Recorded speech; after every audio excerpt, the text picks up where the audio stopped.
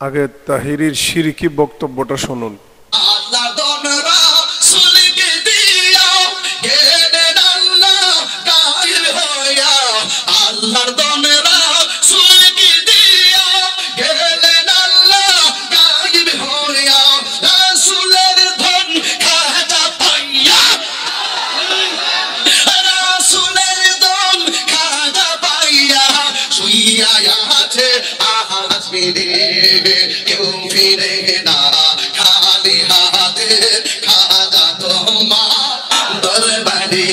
শুনলেন তো তার শিরকি বক্তব্য।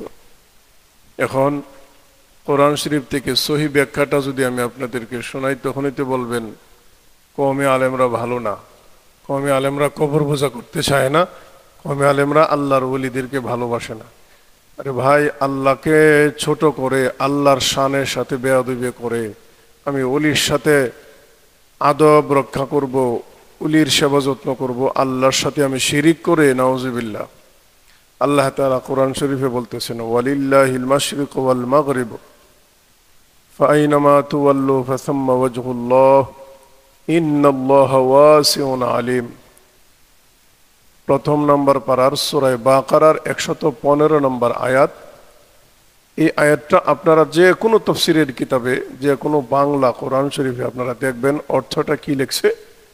এইভাবে অর্থটা লেখছে, পূর্ব ও পশ্চিম সবকিছু আল্লাহরই, অতএব তোমরা যেদিকেই মুখ ফিরাবে সেদিকেই আল্লাহ রয়েছেন, অর্থাৎ আল্লাহ সেদিকে হাজির এবং নাজির।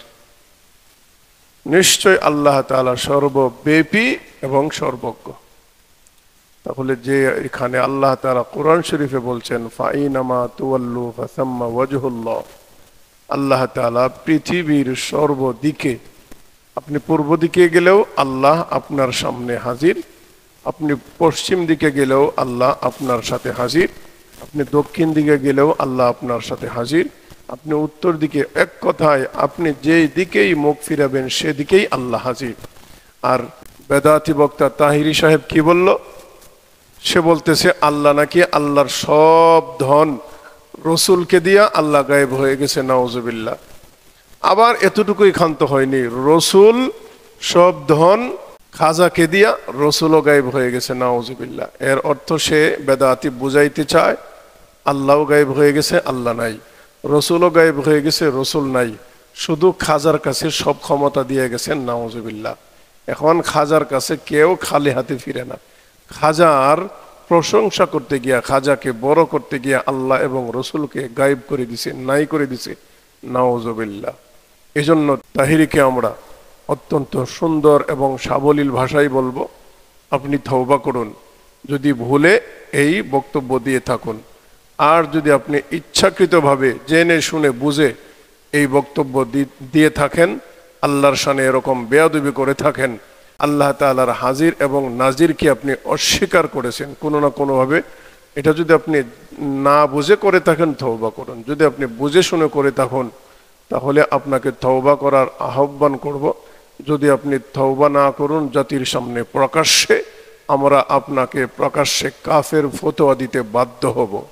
ধন্যবাদ সবাই। পরের ভিডিও দেখার জন্যে মাওলা টিভিতে চোখ রাখুন। আসসালামু আলাইকুম ওয়া রাহমাতুল্লাহ।